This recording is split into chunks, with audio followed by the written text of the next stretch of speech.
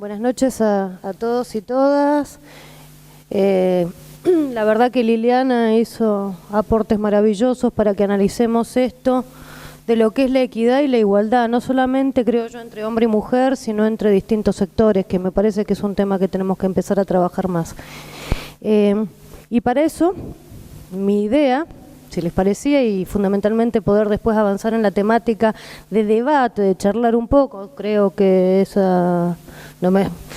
Antes de todo eso, agradecerle profundamente a Colina por esta invitación, a los compañeros que están presentes y fundamentalmente por empezar o generar un debate frente a estos temas que por suerte se vienen debatiendo. Y un poco la idea es hacer un análisis de dónde estábamos, por qué estábamos en dónde estábamos, en dónde estamos y a dónde queremos llegar.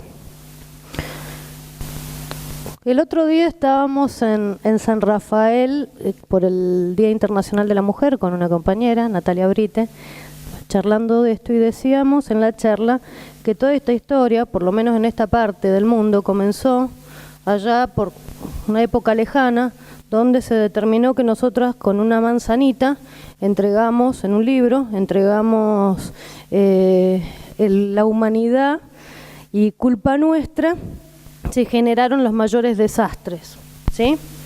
No sé si se acuerdan, yo no soy especialista en el tema, pero sí soy víctima de lo que planteó ese librito y cómo lo interpretaron algunos, más que lo que planteó el librito, que pusieron algunos en ese libro, que respeto profundamente como todos esos libros, pero que interpretó determinada sociedad, fundamentalmente aquella vinculada a la acumulación de capital, para generar discriminación. Si nosotros analizamos, venimos de ese proceso histórico. Miren que estoy siendo muy escueta en cuanto al análisis, pero las mujeres empezamos con ese karma. Éramos las culpables del pecado original, de la entrega de no sé qué, de no sé cuánto. Nos agarra la Edad Media, nos destruye. A mí me hubieran prendido fuego por colorada. Primer punto. Las coloradas, veo que hay algunas compañeras acá también, éramos brujas, ¿sí?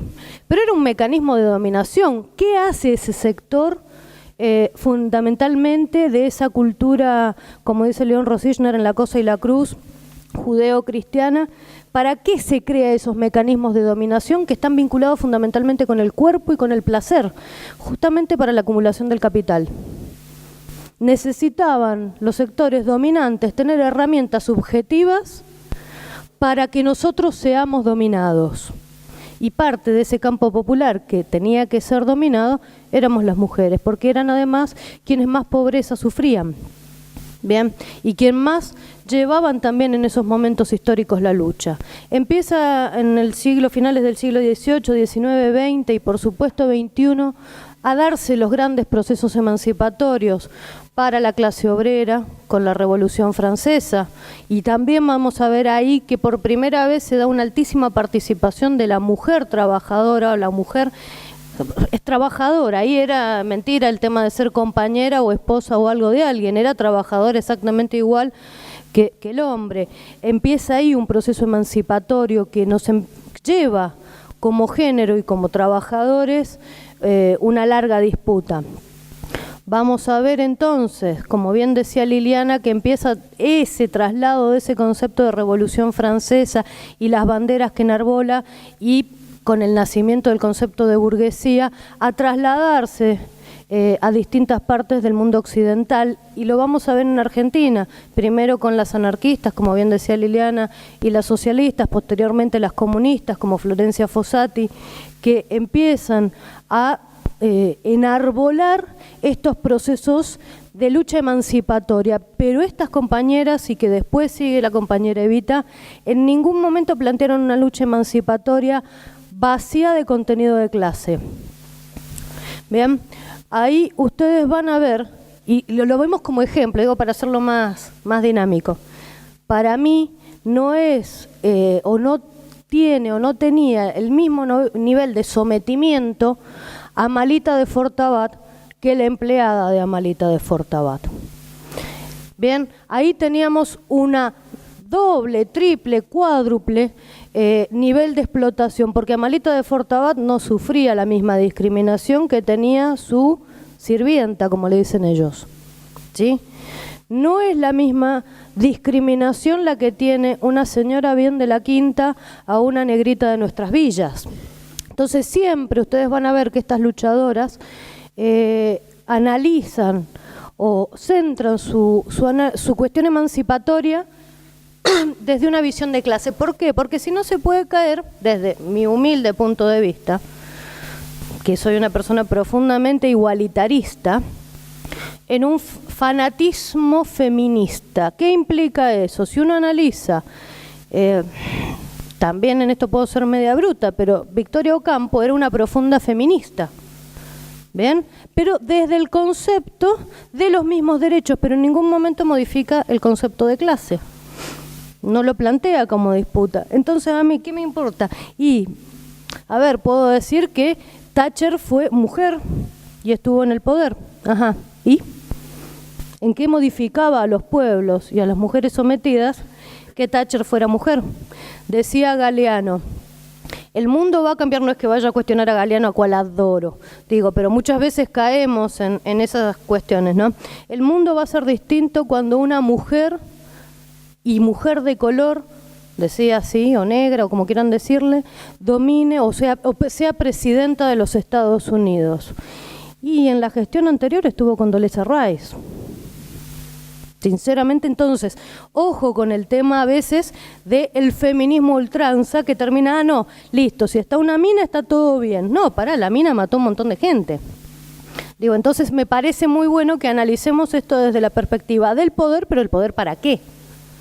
Digamos, porque si es por el poder, repito, Thatcher, Condoleezza, la señora esta que está en el Fondo Monetario, etcétera, etcétera. Bien, podemos decir Angela Merkel, etcétera, digo. Entonces me parece bueno analizarlo desde esa, por lo menos un aporte desde mi visión, ¿no? Para ir llegando brevemente, porque lo que más nos interesa es el debate, a la situación que se ha dado en los últimos tiempos en nuestro país. También menciona Liliana las Madres de Plaza de Mayo. ¿Por qué mencionamos esto? Porque ahí tenemos uno de los grandes hitos de lo que sería para mí la lucha por la equidad. El gran proceso emancipatorio o democratizador que tenemos en la Argentina lo hacen mujeres, en la última etapa del siglo pasado. Lo hacen un grupo de mujeres que por amor deciden salir a enfrentar a lo peor que nos estaba pasando, que era la dictadura cívico-militar.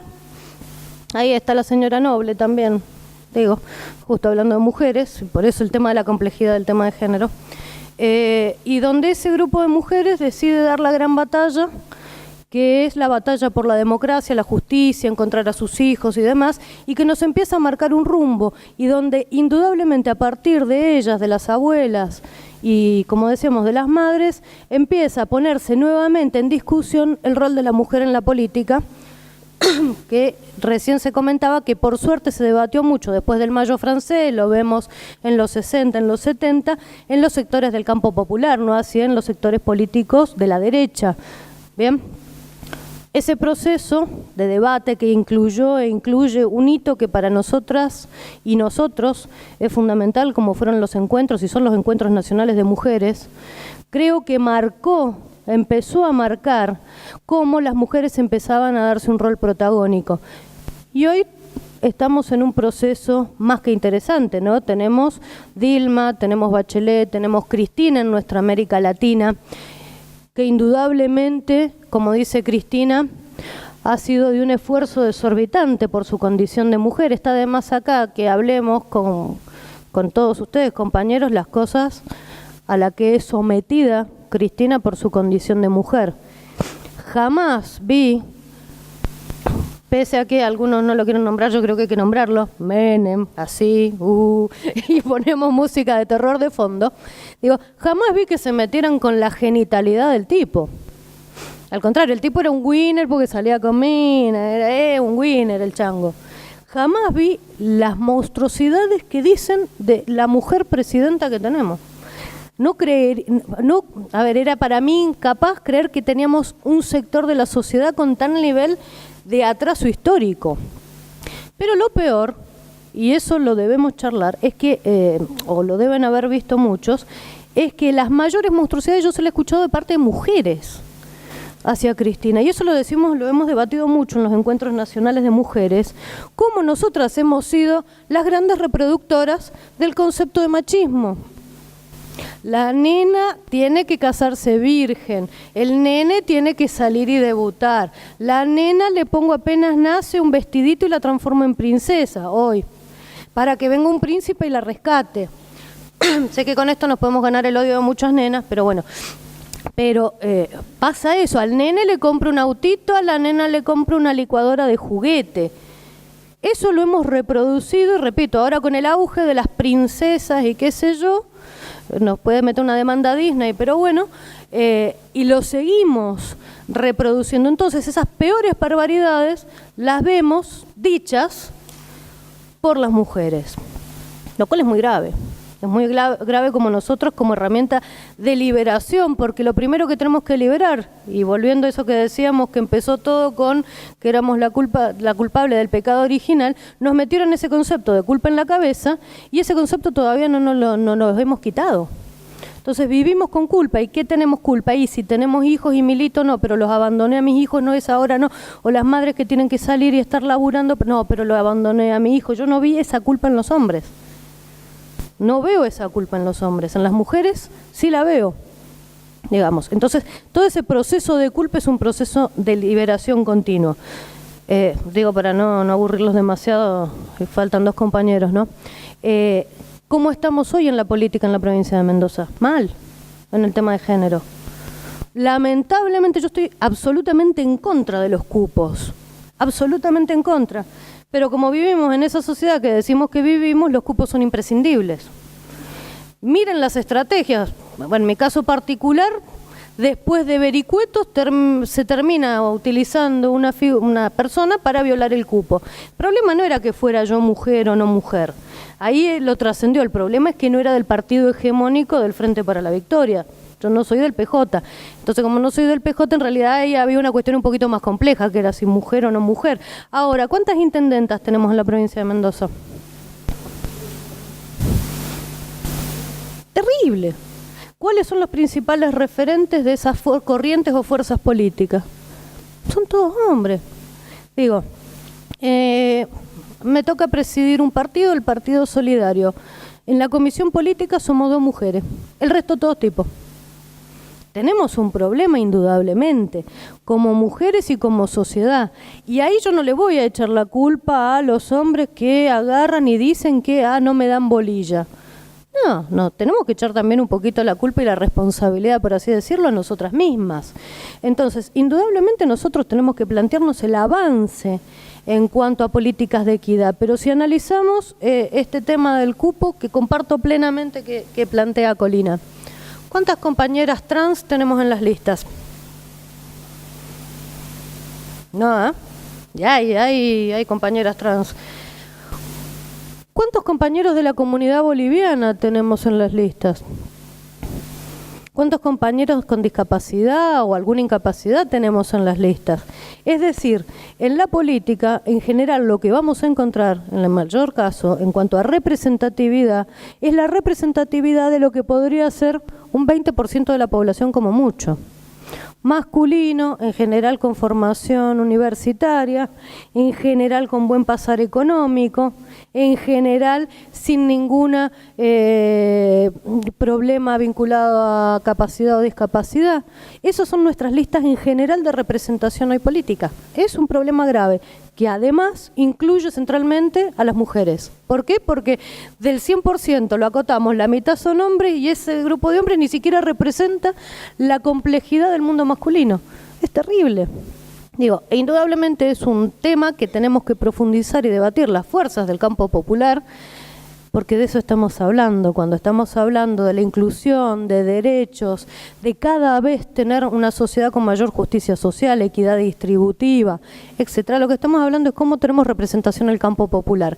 Es muy interesante en ese sentido el debate que se han dado, por ejemplo, en la República Plurinacional de Bolivia, en cuanto a la representatividad tanto de los pueblos originarios como el tema de la mujer, como el tema, no tanto ahí, creo que nosotros somos los más avanzados en el tema de la diversidad sexual, digo, pero en materia de derechos es un debate que tenemos no pendiente, porque lo venimos dando. Si no lo hubiéramos venido dando, no tendríamos una presidenta mujer.